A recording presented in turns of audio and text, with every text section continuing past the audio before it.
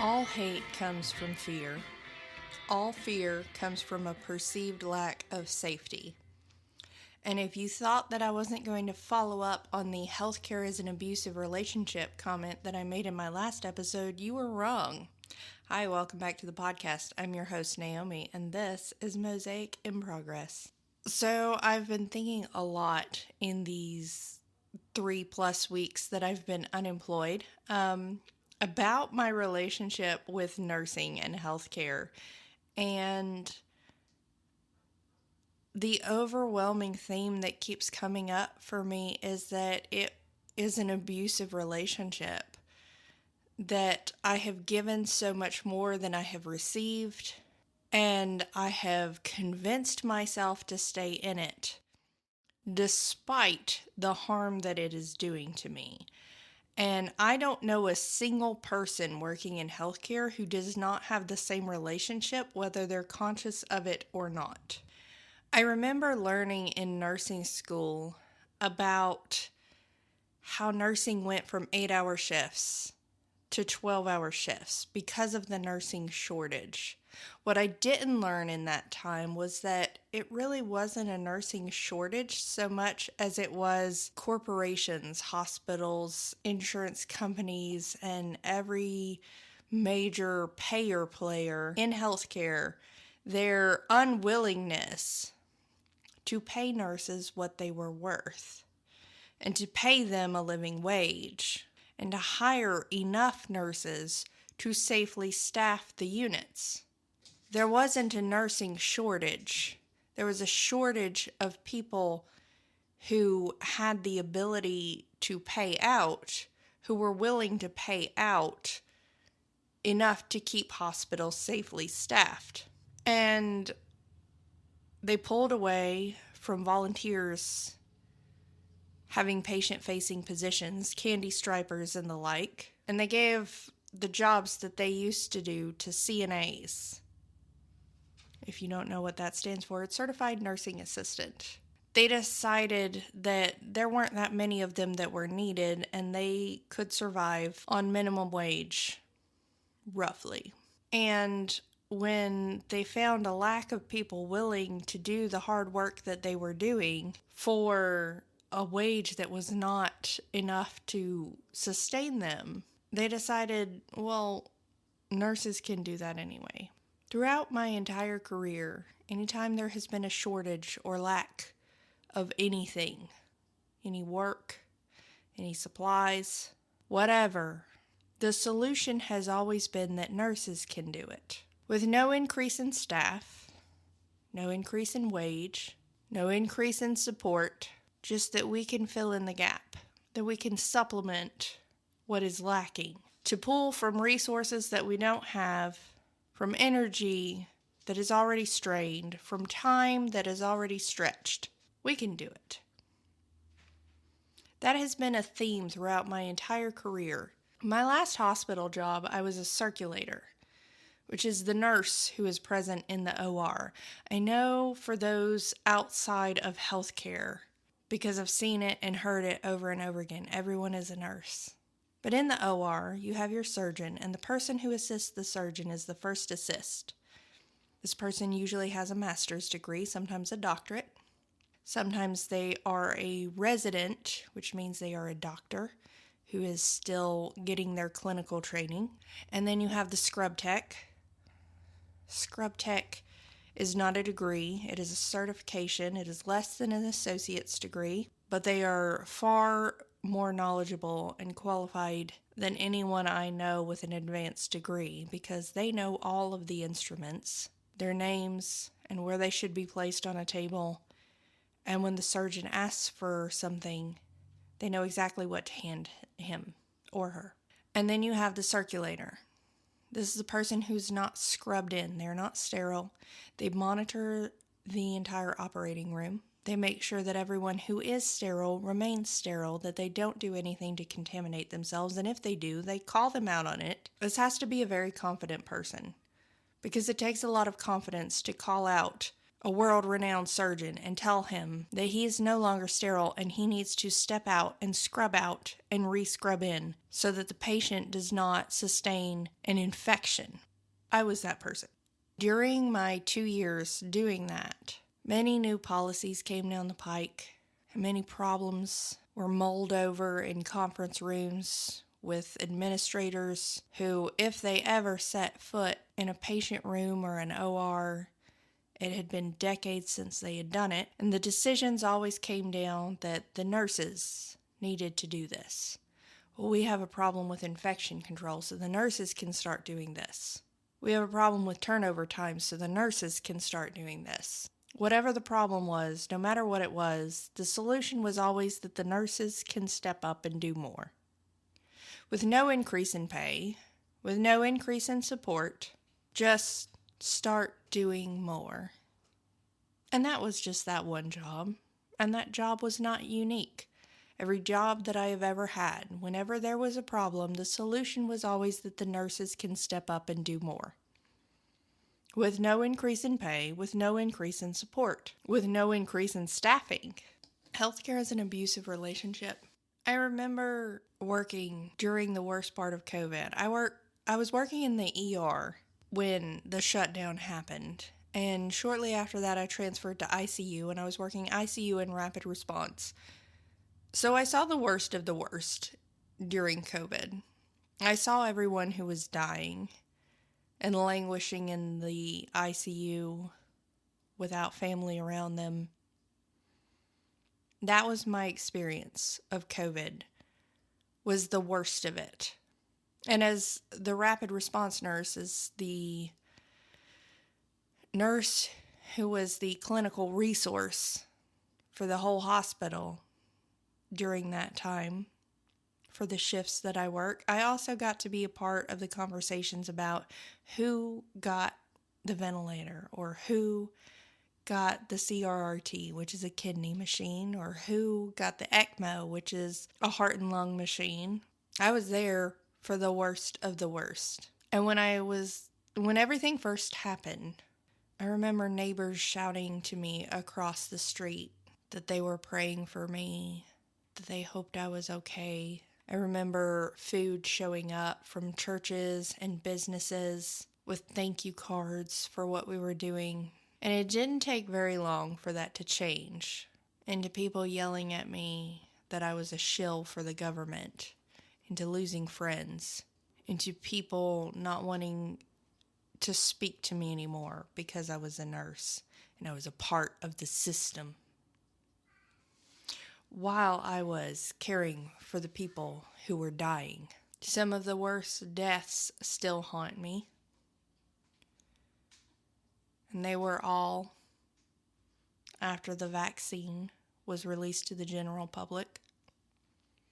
And they were all people who refused the vaccine on religious grounds or believing that it was some government conspiracy or harmful to the body. And I watched them die, and I cared for them as they died. I cared for their families who came in with church t-shirts and anti-vax t-shirts, watching their family member die of the disease that they claim was a hoax. And during this time, I was a rabble-rouser, or as union people call it, assault. I was working to try to unionize my workplace, and there was not a single nurse that I talked to in that place that did not want a union, that did not think it was a good idea. And aside from about half a dozen, and that's a generous number, there was not a single nurse who was brave enough to stand up and let their name be known and fight against the system and actually do the work to unionize that workplace. Because they were all afraid that they would lose their job. And the fear of losing your job is a fear of grounding, losing grounding. It is a fear of a lack of safety, a lack of stability. And it's a very real fear. When I was a CNA, I went in to take care of a patient, and this patient reached his arm over and grabbed me by the crotch. My assistant manager was at the nurse's station at the time. I went to her and I told her what had happened, and she said I couldn't do anything about it because he might have been given medications. He might, not know what he was doing, or he might have dementia, or he might have a head injury. And I said, can you not look? Can you not look in his chart? Can you not talk to the nurse? And she would not. And she said, just dodge faster next time. I couldn't accept hugs from my family for weeks after that because I didn't want anyone to touch me. This is not an abnormal incident. This is not isolated. Most nurses and healthcare workers that I know have been assaulted by a patient at some point and told by management that either it was their fault or they just need to get over it. And that is not even talking about the verbal abuse. I've lost count of how many times I've been verbally abused by patients or their family members, cussing me out or blaming me for things outside of my control. And you're expected to just apologize and try your best to make it right, even though you can't make it right because the system is fucked up and it's understaffed and under-resourced, and you are the one who has to provide them the solution. But you don't have anything to be able to provide them the solution. And this isn't even talking about the physical abuse. And I don't mean the physical abuse as far as patients hurting you, hitting you, or assaulting you sexually or anything like that, though that certainly does happen way more than it should without any recourse or support for the staff that have to endure it. I'm talking about the fact that you have to work 12 plus hours on your feet, most of the time with no break, even though you're legally supposed to get a 30-minute lunch break and 2 15-minute breaks in most states. The literally back-breaking work that you have to do. I've taken care of many nurses in my career, retired nurses, and their kidneys are shit, and their knees, and their hips, and their backs, and their ankles, their feet are destroyed, and they're stoic and cold, and they don't often make eye contact with you, and we think that's good. We have a disgusting, nauseating hero complex, hero worshipping complex in this society where we destroy people who help us. We do this with our military too. We send them off to war and they come back with PTSD and we tell them how great they are and then we don't support them. Fuck VA benefits. You can get a job, but thank you so much for your service. We want to be served and taken care of and protected, but we don't want to support the people who do it, financially or in any other way. We want them to be so tough that they're superhuman, and we forget that they're people. I remember in nursing school hearing about the switch from 8-hour shifts to 12-hour shifts in hospitals and the big to-do about how it was because of a nursing shortage. It wasn't a nursing shortage. It was a shortage of people willing to pay nurses what they were worth, and a shortage of people willing to work for less than they were worth. That's not the same thing. And so they switched from 8-hour shifts to 12-hour shifts. And then they found out that if they staffed shorter than what was necessary, they could make more money. And because nurses, by nature, want to help people, they would still show up. Because they're not going to do that to their coworkers and they're not going to let the patient suffer. So they'd still show up even though it was an unsafe staffing ratio. And so they could get away with it and they could make more money. And you best believe the nurses didn't see any of that more money. That went right into their pockets. So they intentionally short-staffed units because they could make more money doing it. And they didn't care that the nurses were left under-resourced and burning out because they found out that shockingly it is actually cheaper for them to train new staff who leave soon than to retain old staff. And so this has become the norm. And that's why you see mostly inexperienced nurses when you go to the hospital. And that's why it takes forever to get your pain medicine or your water or your blanket or your pillow or whatever it is that you've hit your call light for. Because the greedy hospitals have decided that rather than staffing appropriately to make sure the patients are taken care of, they will exploit the nurses and run them ragged so they can make a little extra money. And it's not just hospitals. It's not just at bedside. It's in the ORs, in surgery centers. It's in home health and hospice, doctor's offices. Everywhere that you interact with the healthcare system, they have decided that nurses are expendable and exploitable. And they've really played into the fact that nursing is a female-dominated industry. And that works really well for capitalists in a patriarchal society because you can play on internalized misogyny so easily when you have a female-dominated field.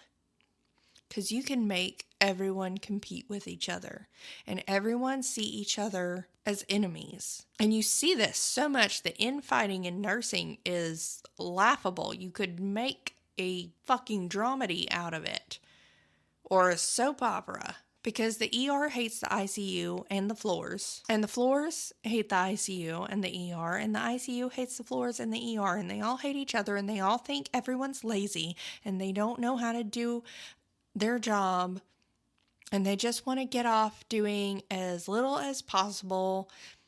And I have worked in med-surg, the floors. I have worked in ICU, and I have worked in the ER, and I have never, with individual exceptions, as there always is, I have never worked with a group of people who did not want to do their jobs and who just tried to get off doing as little as possible. I have always worked with people who very much cared about their patients and worked very hard to do their best to make sure that their patients were taken care of. But the perception of the other departments, of the people who I have worked with, was the opposite of that. And that mentality benefits only the people who are exploiting nurses.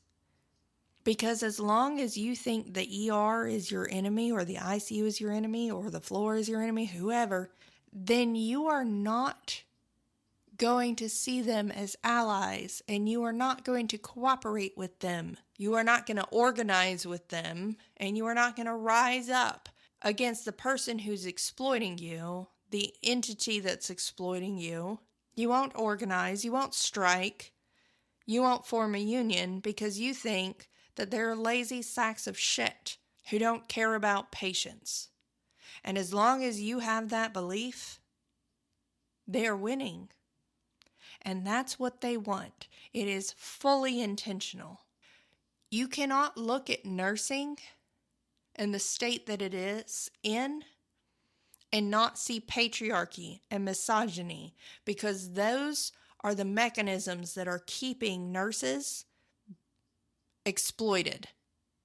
These are the mechanisms that are preventing nurses from having the ability to actually truly care for patients, from having the time and the resources and the staff to actually care for their patients.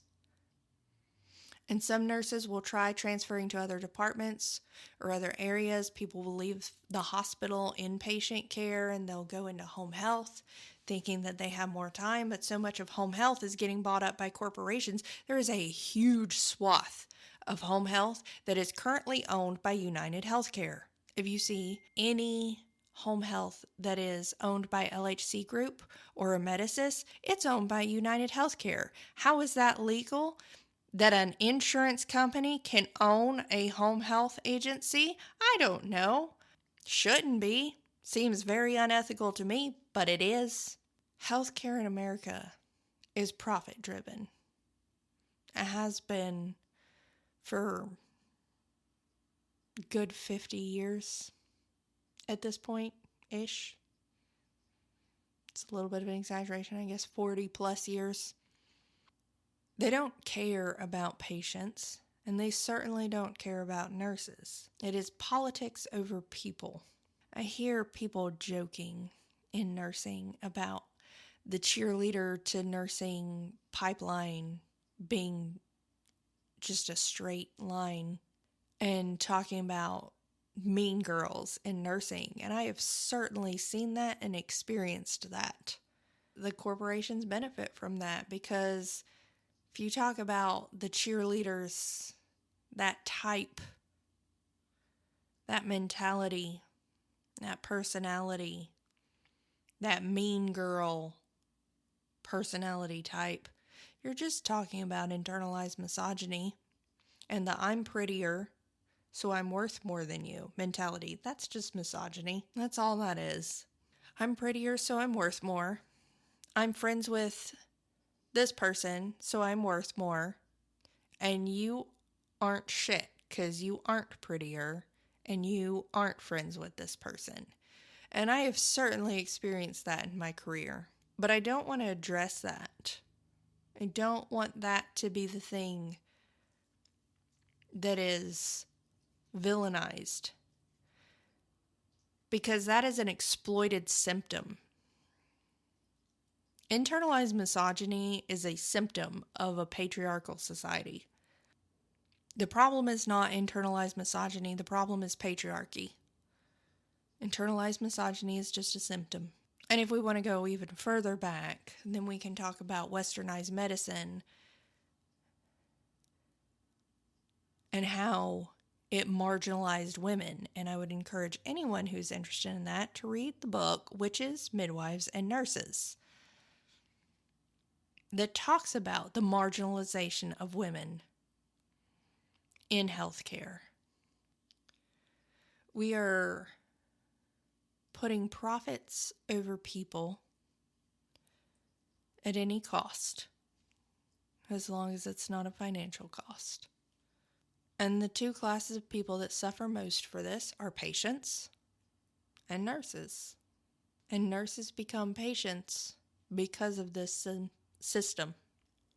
And I have watched this system become even more exclusionary to nurses with experience, to prohibit them from having the ability to move up or to move away from the bedside without having specific clout or advanced degrees that used to not be required for certain positions. What we have is nothing but an exploitative system that does not serve the population that it claims to serve. And I think this is really important to talk about, as at the time of this recording, the House Democrats just caved and gave their votes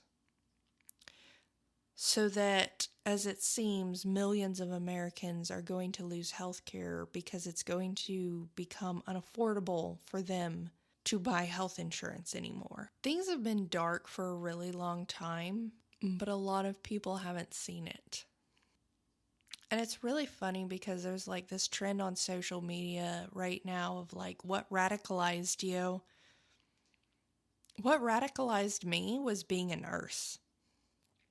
I was fully hardcore right-wing conservative evangelical when I graduated nursing school. My intention with going to nursing school and when I graduated was that I wanted to be a labor and delivery nurse. I wanted to be able to meet women who were abortion seeking and talk them out of it. You can cringe, you can laugh. It's all very valid. I did not do that. I did work in trauma and cardiac in the ER. And working in the ER opened my eyes the most to the social situations that I really hadn't been exposed to prior to that.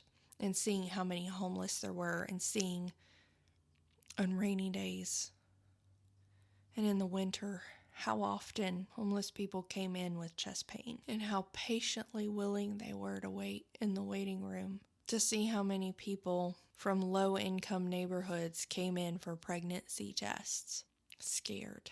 Because the thing about the ER is that the ER doesn't discriminate. I have taken care of homeless people and millionaires and members of the mafia and gang members and prostitutes and so-called welfare queens and drug dealers. And there wasn't a single one of them that wasn't scared, and there wasn't a single one of them that I did not treat with dignity. And when you work with the public like that, you get a lot different view than the propaganda that the media gives you, or whatever your parents wanted you to believe. You see the reality of life. I don't regret my time as a nurse at all. It is one of the best experiences I have had in my life, though it is also one of the worst and most abusive experiences I have had in my life. I wouldn't trade it for anything, but it's not sustainable individually or as a system. And those of us in society who are not working in it need to recognize that. And those of us who are need to recognize that and rise up. Because you're not advocating for your patient if you're not also advocating for yourself. You're the one taking care of them. You deserve the advocacy that you give to your patients. And so this podcast is dedicated to the nurses and all healthcare workers, but especially to the nurses, because you are my brothers and sisters. Don't take it anymore. Organize, work with your people, rise up. Don't let them treat you like a saline flush anymore. You are not disposable. You're not a cheap commodity. You are hand-mixed norepinephrine, baby. So act like it. And reach to your left and your right and grab the hands of your brothers and your sisters, your fellow nurses and healthcare workers, and stand together and fight the system. Because until you do, until we all do, nothing is going to change. In a 400-plus bed hospital, I did not speak to a single nurse who did not want a union. Remember that. You're not as alone as you think you are. You're all just too scared to talk to each other about it. So talk to each other about it. Organize. And don't you dare let the bastards get you down. I love you all so much. Thank you once again for tuning in. Thank you for listening. Thank you to those of you who are subscribing on the various podcast platforms, and especially thank you to my Patreon subscribers. If you're not a subscriber on Patreon, you can do it for free, or you can give me a subscription that pays me a little money, helps me buy cat food or dog food or coffee or whatever. It's patreon.com/Mosaic in Progress official. Please follow me wherever you are on social media. Just look for me, Mosaic in Progress. And please join me next time as we both continue to work on our Mosaic in Progress.